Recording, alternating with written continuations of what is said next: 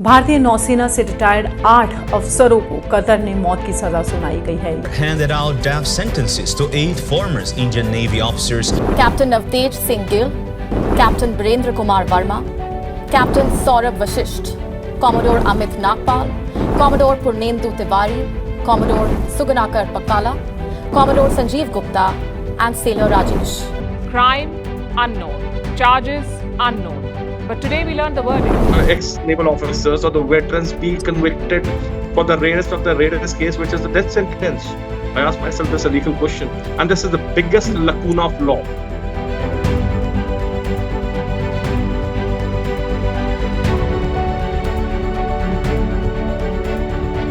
कि अगर एक सजा, एक गलती 10 लोगों से हुई है तो उसमें से 2 बाइज्जत बरी हो सकते हैं।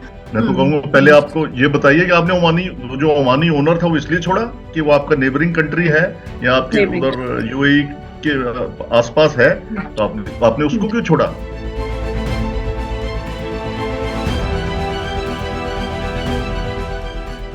हमारे भारतीय सेना के पूर्व मेजर जनरल अनिल खोसला जी, साथ ही हमारे साथ एडवोकेट रविंद्र गुब्बन जी जुड़े हैं। आप दोनों का ही हमारे चैनल लॉ स्ट्रीट जर्नल के Hindi channel law street Bharat से जुड़ने के लिए बहुत बहुत शुक्रिया। भारतीय नौसेना से रिटायर्ड 8 अफसरों को कतर ने मौत की सजा सुनाई गई है। ये सभी अधिकारी वहां एक प्राइवेट कंपनी के लिए काम करते थे और पिछले साल मतलब अगस्त 2022 में उन पर यह आरोप लगाया गया कि ये सभी अधिकारी जो हैं वो इजराइल के लिए जासूसी करते हैं और अब 14 महीने बाद उन्हें डेथ सेंटेंस दिया गया। जैसे ही ये खबर मीडिया में आई वैसे ही हमारे देश में इस पर चिंता और चर्चा दोनों ही शुरू हो गई। इस पूरे कतर मामले में इसके राजनयिक पहलू क्या है, कूटनीतिक पहलू क्या है और साथ ही इसके कानूनी पक्ष क्या है, इंटरनेशनल लॉ इस पर क्या है, ये सब कुछ समझने और बताने के लिए हमारे साथ बेहद खास 2 मेहमान जुड़े हैं। हमारे देश की जो सेना है वो पूरे विश्व में 5 सबसे ताकतवर सेनाओं में से गिनी जाती है और हमारे देश की सेना को जो ताकत मिलती है वो इनके हथियार और इनके जवान से मिलती है। ऐसे ही जाबाज जवान हमारे भारतीय सेना के पूर्व मेजर जनरल अनिल खोसला जी इस पूरे मसले के राजनयिक और कूटनीतिक जो पहलू हैं वो समझाने के लिए हमारे साथ जुड़े हैं। साथ ही इसके कानूनी पक्ष क्या है, इंटरनेशनल लॉ के जानकार वकील रविंद्र गुब्बन जी भी हमारे साथ जुड़े हैं। रविंद्र सर, आपका भी हमारे चैनल से जुड़ने के लिए बहुत बहुत शुक्रिया। सर, बड़े अधिकारी, आप रिटायर्ड हैं मेजर जनरल के पद से, आपको क्या लगता है कि अब जो राजनयिक तरीके हैं, इसके कूटनीतिक जो तरीके हैं वो क्या हो सकते हैं? कैसे भारत अपने इस काबिल अधिकारियों को वापस भारत ला सकता है? और अगर लॉज की भी बात करें, इंटरनेशनल लॉ की, तो क्या ये जो कार्रवाई कतर में चल रही थी उसको हम भारत में कर सकते हैं? क्या कुछ ऐसा निकल कर कुछ आ सकता है ऐसा? ओके, इसमें पहली बात लॉ का है तो रविंद्र गुब्बन जी है, ये आपको बताएंगे। हर एक देश की लॉ अलग होती है, हिंदुस्तान की अलग है, कतर की अलग है, किसी और देश की अलग है। तो जो मेरी समझ में आ रहा है, जो हमारे एक्सटर्नल अफेयर्स मिनिस्टर जयशंकर जी है, उन्होंने भी कहा कि मेरे को बहुत मतलब इस सरप्राइज हुआ, ये क्यों हुआ।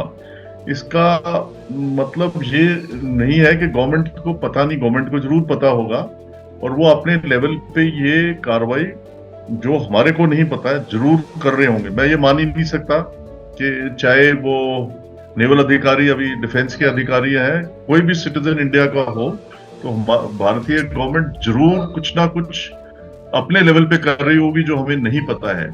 तो इसलिए बेस्ट तो ये होगा कि अब ये गवर्नमेंट टू गवर्नमेंट ही प्रेशर बढ़ना चाहिए। कतार हमारा फ्रेंडली देश है, उनके ताल्लुका, हमारे प्राइम मिनिस्टर भी उधर जा चुके हैं, उनसे हमारे, अगर आपको पता ही है, ऑलमोस्ट आई थिंक 22% भारतीय उधर काम करते हैं और मतलब माना जाए तो हर 5वां आदमी भारतीय है उधर, 7 या 8 मिलियन लोग उधर हैं।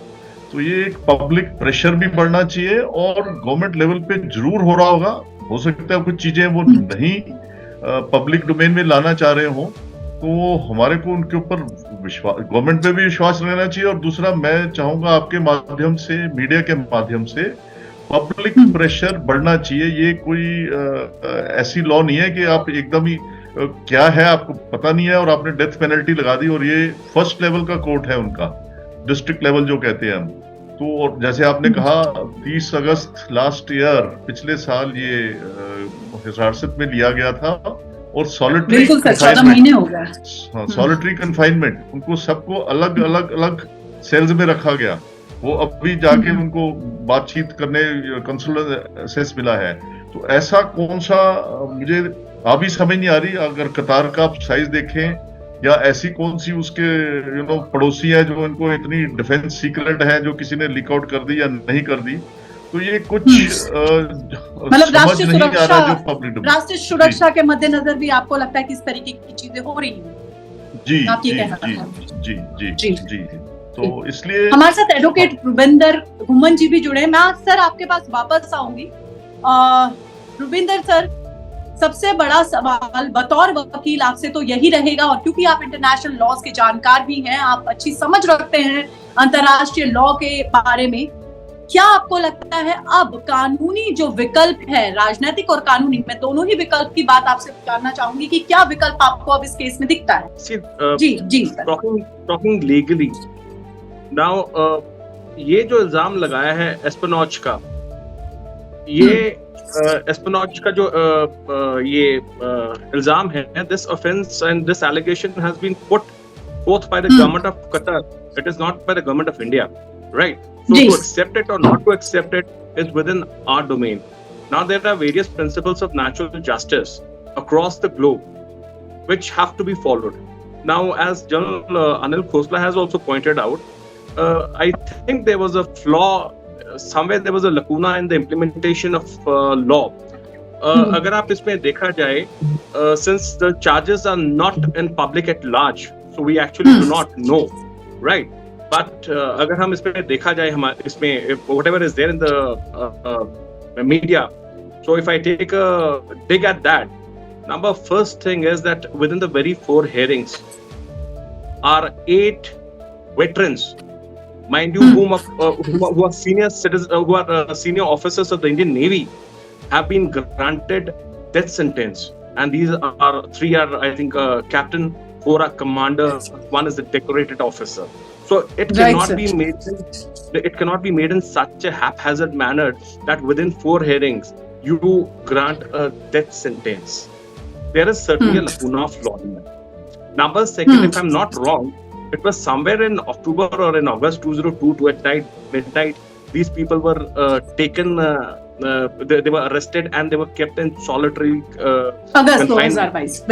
Right. So they were kept in solitary confinement. I think their families were also not allowed to meet. It is only when somewhere in October 2023, Indian government intervened, was a consular access allowed. Now, were they even given a proper defense? Was one can say is like was a proper defense or a legal aid given to them? First thing. Were they able to represent their case? Second thing. Thirdly, why was India not told about all this when it's come as a shocker? This has come as an extreme shocker, की death sentence to Indian citizens. And जबकि हमारा इतना अच्छा, हमारे honorable प्रधानमंत्री, the Prime Minister goes and says that Qatar is my second home. And this is not, this is not out of blue. I think in the countries like Singapore and in Hong Kong or one of the bases, this kind of training is going on. The soldiers from there come over there, the Indian Navy, the foreign countries soldiers come and train in India, and it's vice versa. So it's very shocking, legally speaking. So there has been, it is a good case for international law, but as General Anil Khosla has also said very correctly that this judgment has come from the court of first instance, which is like a exactly. So निचली अदालतों से court में. So abhi there is a process which can be followed. There is an appellate court. Then there is then after that there is a treaty which has been signed between India and between Qatar in 2015. That is called as agreement of transfer of sentenced. So there are various methods. I think as we go on along in the talks, we'll discuss that. लंबा समय आगे तो है sir, लेकिन पीछे भी काफी लंबा समय बीत चुका है जिस पर ध्यान दिया जाना चाहिए था, सरकार की तरफ से नहीं दिया गया। 14 महीने से वो ट्रायल चल रहा है, हालांकि उन पर क्या केस लगे हैं, उन्होंने क्या बात कही या जो भी दलीलें दी गई, कुछ भी पब्लिक डोमेन में नहीं है। तो जो एक ट्रांसपेरेंसी है वो भी यहाँ पे दिखाई नहीं दे रही है। What is happening in this is, इसमें हो क्या रहा है कि एस्पेनॉज के आड़ पे, or what we say under the behind the back of a case called as espionage, the case is being given a color of national importance, national security importance. So how do we counter that? First of all, either there are two options: either we go through the judicial process, which may take long.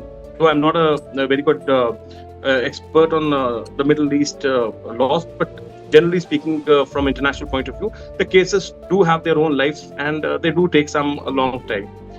So what we should do is we should stress first is ask for the clemency, I think, which the government has already asked for, because nobody wants such officers to be languishing in the jail behind the bars with the fields and all those pending, right? So first of all, we should ask for a clemency. Second is then we should stress upon this agreement of 2015, which was between India and Doha. Now, in this agreement, you can transfer the sentenced prisoners. The persons convicted over there can be brought to India as per the treaty, and the persons convicted in India can be sent to Doha or to the Qatar, and they can serve their sentence over here. And one thing also we must appreciate that they are being tried under the Qatar law over there, not the Indian law. Right sir, क्या ऐसा भी कुछ प्रावधान हो सकता है कि आगे अगर इस पर ये जो अधिकारी हैं, क्या उनके पास ICJ जो है, इंटरनेशनल कोर्ट फॉर जस्टिस, उसका भी क्या कोई रास्ता खुला है इन लोगों के पास? As I said, first we should go through the diplomatic channel. The government should put stress, as General Khosla has also said. Diplomatic channel की जैसा आप बात कर रहे हैं, जैसे कि आपने खुद कहा कि कतर जो है, हमारे देश के प्रधानमंत्री कहते हैं कि वो उनका दूसरा घर है, लेकिन क्या आपको लगता है कि ये जो रिश्ता है, जिस रिश्ते की बात हमारे देश के प्रधानमंत्री कह रहे हैं, ये रिश्ता अब हमको एक तरफ से ये रिश्ता होता दिख रहा है, ये दोनों तरफ से कतर बहुत हल्के में ले रहा है Bharat? Maybe this is a geopolitical situation which is going on, if I may say in one line. Right, हम इंटरनेशनल कोर्ट फॉर जस्टिस की बात कर रहे थे sir. Yeah, I think this is not a new case. Before this also, if I rightly recollect, one of our senior advocates, Mr. Harish Salve, he had contested that Jadav's case. In that also there was a similar thing which had happened. Mr. Jadav had been kidnapped by the Pakistanis from Iran, brought to Pakistan, and then on an espionage case, he was given a death sentence. Our government took up action. They fought tooth, nail, and claw, and they were able to stay the death sentence given by the Pakistanis. Same as I think with one more Sabir was there. So yes, we do have, but that is a later stage. Let us right now focus, not get jumpy, and let's focus on clemency. And yes, there is a law of mercy also. There is a law of mercy in which the emir he has the ultimate power to grant pardon, and he does so at times during the Ramzan or during the Independence Day. Though I think the Ramzan period is gone, but the Independence Day, yes, and I believe that our people have their families have appealed to the Amir. So it's a very tricky situation right now. Less said, the better it is. And the best part is that the head of the state of Qatar has very good relations with the country. This judgment has come as a surprise, if you really ask me. रुबिंदर जी, बार बार आप एक अच्छे रिश्ते की बात कर रहे हैं Qatar के साथ, लेकिन फिर भी इस तरीके की खबरें कतर से आती हैं तो मन खराब होता ही है. हम आपसे दोबारा जुड़ेंगे, लेकिन फिलहाल मैं अनिल खोसला जी का रुख करना चाहूंगी. अनिल सर, सवाल आपसे ये है कि हमारे देश के जो अधिकारी हैं वो न सिर्फ जाबाज हैं बल्कि ईमानदार भी हैं. अब ईमानदारी पर जब सवाल खड़ा होता है तो ये सिर्फ देश के उन अधिकारियों पर ही नहीं, पूरी सेना पर ये सवाल खड़े होते हैं। इंटरनेशनल लेवल पर ऐसी गूंज जब सुनाई देती है तो क्या लगता है दूसरे देश भारत का साथ देंगे? दूसरे देश देंगे या नहीं देंगे, देना चाहिए। हाउएवर, सबसे पहले जैसे आपने कहा कि बिल्कुल सही कहा कि ये सिर्फ वो 8 जो नेवल ऑफिसर या एक सेलर है, उसमें 7 ऑफिसर और एक सेलर है, उनके ऊपर नहीं, ये पूरे देश पे, सेना के अलावा देश पे जाता है कि बिल्कुल सारा। तो इसलिए इसको जो लीगल तरीका है इंटरनेशनल कोर्ट ऑफ जस्टिस तक जाना चाहिए। उससे पहले अब सिंस ये हमारे पास है नहीं डिटेल कि उस केस की क्या डिटेल है, बट मेरे जो जैसे आप कह रहे हैं, हमें स्टेप बाय स्टेप जो हमारी गवर्नमेंट के लीगल ऑफिसर हैं या डिप्लोमेटिक है, सबसे पहले तो ये जो ग्रेविटी ऑफ द ऑफेंस है, अभी तो ग्रेविटी ऑफ द ऑफेंस नहीं पता है। ग्रेविटी ऑफ द ऑफेंस मेरे हिसाब से, मैं भी फौजी हूँ, एक्स फौजी हूँ, मैं मान ही नहीं सकता कि वो उन्होंने ऐसा कोई काम किया होगा। चलो मान लेते हैं किया भी होगा, बट अभी तो पता ही नहीं है। तो अगर पता देश ही का नहीं कोई नागरिक है, मानने के लिए तैयार नहीं है सर। हाँ, तो इसीलिए कि पहली बात ये है कि है क्या ग्रेविटी, आप बताइए, आपकी क्या ऐसी इतनी आप जरूर कतर बड़ा मतलब it's one of the richest country in the world है, बट ऐसी कोई उनकी डिफेंस नीति या उनके साथ में दुश्मन है, ऐसा कोई सीक्रेट जो ये मीडिया में ही आ रहा है अभी कि स्पाइंग का उनके ऊपर एलिगेशन लगाया है, बट अभी हमें पता नहीं है क्या एलिगेशन है। तो ये भी बात गलत होगी कि हम कहें कि उसके ऊपर करा है। अच्छा, दूसरी इसमें एक और बात है, ये अगर आप देखा जाए, ये कंपनी थी कोई धारा कंपनी, ओमानी कंपनी है, ओमानी कंपनी है, और उनका जो ओनर जो है वो ओमानी है उनके, और उनको वाइजर ओमानी है, उनको छोड़ दिया गया। हाँ, उसी पे आ रहा हूँ, उनको छोड़ दिया है। तो भाई अगर ओनर अगर इतना ही मतलब सीरियस ऑफेंस था तो आपने ओनर को क्यों छोड़ा? मैं तो कहूंगा पहले आपको ये बताइए कि आपने जो ओमानी ओनर था वो इसलिए छोड़ा कि वो आपका नेबरिंग कंट्री है या आपके उधर यूएई के आसपास है, तो आपने उसको क्यों छोड़ा? पहली बात तो ये कि आपने अगर ये इतना बड़ा कांड था या ऑफेंस था तो वो ओनर भी जेल में होना चाहिए था। वो ओनर कहां से निकल गया, उसकी जिम्मेवारी कहां गई? तो ये अब ऐसी चीजें जब आपको पता ही नहीं है तो आप हवा में बात कर रहे हैं। अभी पहली बात तो मैं मानने को तैयार नहीं हूं। हाउएवर, चलो मैं कहता हूं हो सकता है गलती होगी, बट ऐसी गलती 7-8 लोग आप कह रहे हो कि 8 लोगों ने कर दी, एक ने कर दी, 2 ने कर दी, और वो जो आपका ओनर जो था इनका, वो आपने कर दी, आपने कंपनी डिसॉल्व कर दी। और ये ऐसा नहीं है, ये जो मैंने पढ़ा है, जो इसके लिए 15 साल से शायद ये ट्रेनिंग दे रहे थे इसमें। अच्छा, उसमें कोई जो आ रहा है मीडिया में कि वो कोई इटली से उन्होंने कोई सबमरीन खरीदनी थी, उसके ऊपर इन्होंने कोई सीक्रेट लीक करा। इसमें से मैंने जो पता करा, जो मेरे जानकार हैं, इसमें से एक भी सेलर या ऑफिसर, एक सेलर है, 7 ऑफिसर है, कोई भी सबमरीन आर्म का नहीं है। वो अब सबमरीन आर्म के ही नहीं है, वो कोई एविएशन का है, कोई एग्जीक्यूटिव क्लास का है, कोई नेविगेशन का है, जो इनकी टेक्निकल चीजें होती है। आप समझ पा रहे हैं? सबमरीन बिल्कुल समझ पा रही हूं सर, ये बड़ी बात है। उसका है ही नहीं कोई, उसने सबमरीन आर्म में सर्विस ही नहीं करी है, तो वो सबमरीन वाली की क्या वो स्पाइंग करेगा और क्या नहीं करेगा? तो इसका मतलब इसमें थोड़ा सा गोलमोल है, जो कि बात कुछ और है, बात कुछ कूटनीति की है, या कोई जियोपॉलिटिक्स है, या कोई और इशू है। तो ये और एकदम सडनली 4 हियरिंग के बाद अपने डेथ सेंटेंस दिया है, उसको अपील करेगा नहीं करेगा, बट हमें पता ही नहीं है। तो इसलिए इसमें थोड़ा सा मेरे ख्याल तो पहले बात तो हमको pressure at the highest level जाना है। अपने ओमानी वाले उसको क्यों रिहा किया, उसको बरी क्यों किया? अगर उसको बरी किया तो इनको बेल क्यों नहीं मिल सकती? और जैसे रुबिंदर जी ने कहा, अगर हमारे पास 2015 में एग्रीमेंट है, चलो अगर कोई ऐसी गलती हुई है तो अगर आप एग्रीमेंट है तो ठीक है, हमारे वो इधर भी हो जाएगा। जैसे आपने देखा था इटली के 2 सेलर वो बाद में एग्रीमेंट हुआ, जो जिन्होंने केरला में, आपको याद होगा वो फेमस केस, फिर हमने एग्री कर लिया। तो अगर वो दोस्त है तो उनको भी एग्री करना चाहिए। तो स्टेप बाय स्टेप जाना होगा मेरे हिसाब से। तो ये इतना बड़ा कोई केस है नहीं, और केस बड़ा है तो फिर ठीक है, खुले में आना चाहिए। क्या बड़ा है? तो स्पष्ट रूप से आपका ये कहना है सर, आप सवाल उठा रहे हैं कि अगर एक सजा, एक गलती 10 लोगों से हुई है तो उसमें से 2 बाइज्जत बरी हो सकते हैं और 8 जो कि भारतीय नागरिक हैं उन्हीं को क्यों मौत की सजा दी जा रही है। सवाल आप यहाँ पे ये भी पूछ रहे हैं सर। दूसरा सवाल ये रहेगा कि कितनी उम्मीद आपके अंदर है, आपको क्या लगता है? आप स्टेप बाय स्टेप की बात कर रहे हैं, आप कतर को भारत का मित्र देश बता रहे हैं, क्या उम्मीद लगती है आपको कि सफल हो पाएगा भारत अपने जो अधिकारी हैं, जाबाज अधिकारी, अपने जो होनहार काबिल अधिकारी हैं उनको वापस देश लाने में?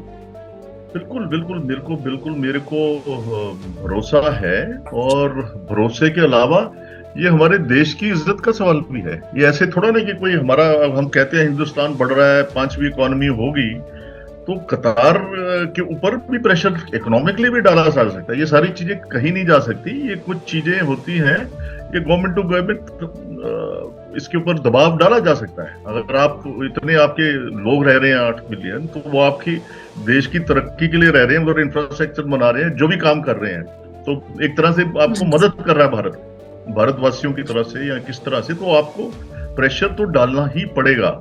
और अगर और मेरे को तो समझ ही नहीं आती, इतने से छोटे से देश में कौन सा ऐसा सीक्रेट है जिसमें आपको डेथ पेनल्टी, मान लिया कोई आपने इंफॉर्मेशन दे दी, चलो जिस गलती से दे दी या नहीं दे दी, बट उसमें डेथ पेनल्टी तो आती नहीं कहीं पे। ये कोई मतलब नहीं सर, कतर की न्याय व्यवस्था की अगर हम बात करें तो उसकी जो आलोचना है वो विश्व भर में होती आई है। कतर डेथ पेनल्टी देने में हमेशा आगे रहा है, ये बात समझनी यहाँ पर हमें भी जरूरी है। अभी यही तो मौका है हमें, मतलब ये हमको इस पे लड़ना पड़ेगा। हम ऐसे नहीं छोड़ सकते कि भी आपने कह दिया हमने मान लिया, तो ये मतलब प्रेशर डालना पड़ेगा। रिश्ते अच्छे हैं तो इसका फायदा नहीं मैं कह रहा हूँ कि अगर उन्होंने गलत काम किया तो ठीक है, लॉ है तो वो देखेगी, बट ऐसा कौन सा गलत काम हो गया जिसको आपने डेथ पेनल्टी, ये वो तो जैसे कहते हैं रेयरेस्ट ऑफ रेयरेस्ट केस में होती है डेथ पेनल्टी। वो आपके नागरिक नहीं है, और वो कॉन्ट्रैक्ट से वो कंपनी चल रही थी 15 साल से, आपने जैसे फिर वो बारी उसको रिहा कर दिया, ओमानी को क्यों करा रहा? इसका मतलब कुछ तो जो हम है समझ नहीं आ रहा, जो नीचे से कुछ हो रहा है वो हमें नहीं समझ आ रहा, बिकॉज हमारे को पता ही नहीं है फैक्ट सर। खोसला साहब, आखिरी टिप्पणी आपसे जानना चाहेंगे इस पूरे मसले पर। आप अपनी समझ के साथ, अपने कॉन्टैक्ट्स के साथ, आप हमारे दर्शकों को क्या बताना चाहेंगे? मैं तो यही बताना चाहूंगा, एक गवर्नमेंट, मुझे पूरा विश्वास है कि वो अपने लेवल पे, चाहे जयशंकर जी हैं, उनकी डिप्लोमेटिक टीम है, उनके एम्बेसडर हैं, या हाईएस्ट लेवल पे NSA साहब हैं और प्रधानमंत्री जी हैं, वो कोशिश जारी होगी जो हमें नहीं पता है। इसके अलावा मैं चाहूंगा मीडिया के माध्यम से इसको पब्लिक प्रेशर डालना चाहिए। आजकल पब्लिक प्रेशर मतलब ये कोई ऐसी जंगल राज नहीं है कि आपने 4 हियरिंग करी जैसे रुविंदर जी ने बताया और आपने डेथ पेनल्टी दे दी, और इसलिए पब्लिक प्रेशर डालना भी बहुत जरूरी है। और मैं कॉन्फिडेंट हूँ कि ये दोनों चीजें होंगी और हम सफल होंगे। इन 8 अपने जो नेवल अधिकारी हैं इनको बरी कराने में, वापस लाने में, या जिस तरह से भी पॉसिबल है, और कोशिश हमको पूरी करनी चाहिए, छोड़ना नहीं चाहिए। बिल्कुल कोशिश पूरी करनी चाहिए, छोड़ना नहीं चाहिए। मेजर सर, हम दोबारा आपके पास वापस आएंगे। एक बार हम फिर एडवोकेट रुपिंदर जी का रुख कर लेते हैं। रुपिंदर सर, सीधा सवाल अब आपसे यही होगा कि अब जो ये पूरा आप मामला देख रहे हैं कतर का, इंटरनेशनल लॉ के आप जानकार हैं, आपने मर्सी पिटीशन की भी बात करी, थोड़ा सा हमारे दर्शकों को बताएंगे कि मर्सी पिटीशन क्या है, और ये अगर हम मिडिल ईस्ट के देशों की बात करें तो यहाँ पर ये कैसे काम करता है कानूनी तौर पर? Ma'am, mercy petition is where the head of a state, which is a monarch or an emir in Qatar, he's got the extreme powers to pardon any person, man, under the law. तो हमारे जो families हैं veterans navy officers जो जिनको arrest किया गया है, उनके जो फैमिली मेंबर्स हैं उन्होंने मर्सी पिटीशन की है, keeping in view that he is the supreme lawmaker or the custodian of law in Qatar, number one, and keeping in view that the royal family of Qatar has very good relations with India. So during the month of Ramzan or during the Independence Day, the Amir of Qatar, he grants pardon. That's a power within him. And ma'am, as I would like to also point out that as General Anil Khosla sir has said very rightly, somewhere there is a discrimination that has happened. 2 Omani जो साथ में पकड़े जाते हैं, 2 महीने जो jail में रहते हैं, उसके बाद उनको सच अ सीरियस ऑफेंस में जो हम इंडियन लॉ के अंदर हम 120B कहते हैं अंडर आईपीसी, उनको छोड़ दिया जाता है. They are released on bail. Under what circumstances, what has the legal system, legal process done, we do not know. But कुछ भी पब्लिक डोमेन में नहीं है, बिल्कुल. There is nothing. It's a sketchy picture outside. Exactly. Unfortunately, it's a very sketchy picture. We do not even know what was the charge. Or what is the charge?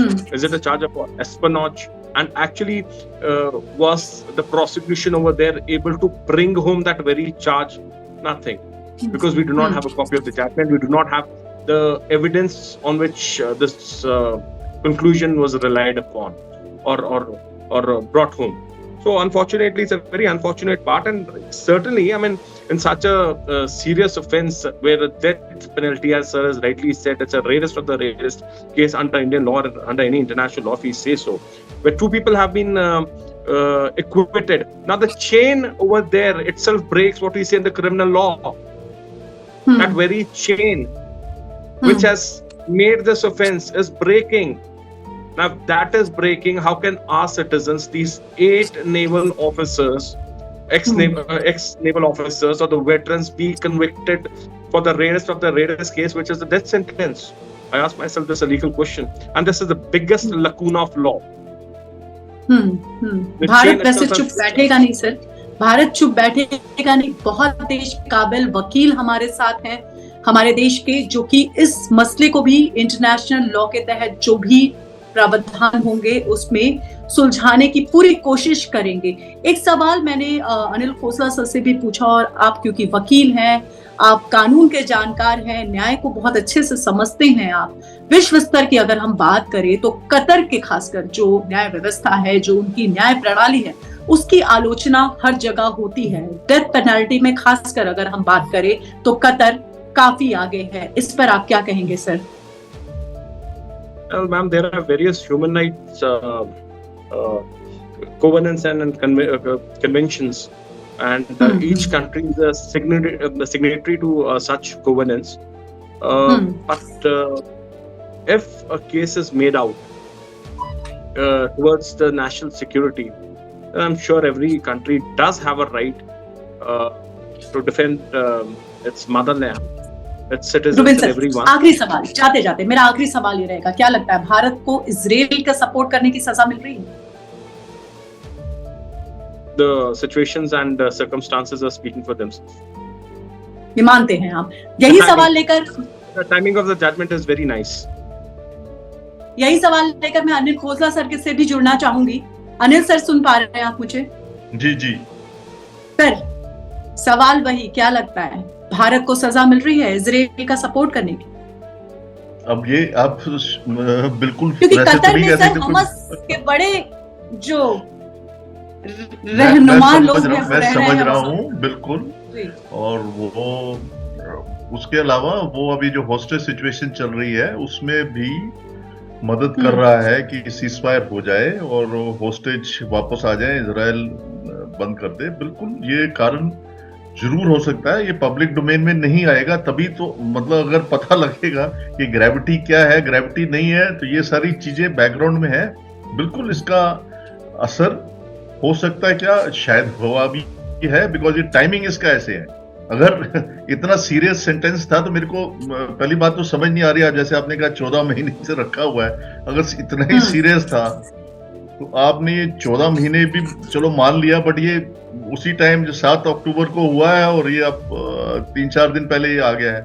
बिल्कुल इसका कोई link हो सकता है, बिकॉज अगर बहुत ही ये serious grave case था, रेयरेस्ट ऑफ रेयर केस था, तो आपको डिस्ट्रिक्ट जो कोर्ट है, पहली बात तो हमारे ओपन डोमेन में है नहीं, तो वो सितंबर में भी आ सकता था, वो नवंबर में भी आ सकता था. बिल्कुल सर, और वैसे ही सरकार भी कोशिश कर सकती थी, तो 14 महीने तक सरकार शांत थी. देश शांत था, मीडिया शांत था, वो भी कोशिश कर सकता था, जैसे कि तो कई नेता सवाल गवर्नमेंट उंगली को उठा मैं भी इसलिए रहे नहीं हैं। कहूंगा क्योंकि ये रेज किया था पार्लियामेंट की किसी ऑनरेबल एमपी ने, तो गवर्नमेंट टू गवर्नमेंट चल रहा होगा। और अगर विदेश मंत्री हमारे कहते हैं कि मैं भी सरप्राइज रह गया, अचंबा रह गया, बिल्कुल इसका मतलब बिल्कुल ये भी बड़ा यही है कि उससे बिल्कुल ठीक चल रहा था। शायद वो रिलीज बरी हो जाते जैसे ओमानी थे, बट बीच में ये 7 अक्टूबर वाला जो किस्सा शुरू हो गया हमास और इजराइल का, तो इसमें जरूर इसका बड़ी प्रभाव बात पड़ सकता है। मेजर जनरल खोसला आपने हमसे कही, और आगे भी हम आपसे जुड़ेंगे। वक्त की कमी के कारण हमें इस इंटरव्यू को यहीं खत्म करना पड़ेगा। पूर्व मेजर जनरल अनिल खोसला जी और एडवोकेट रुबिंदर जी को सुना, और इस पूरे मसले का जो भी राजनीतिक और कानूनी पक्ष है, इसको हमने समझाने की कोशिश करी। आप दोनों खास मेहमानों का हमारे चैनल से जुड़ने के लिए बहुत बहुत शुक्रिया। धन्यवाद सर। धन्यवाद। जय हिंद। जय हिंद सर।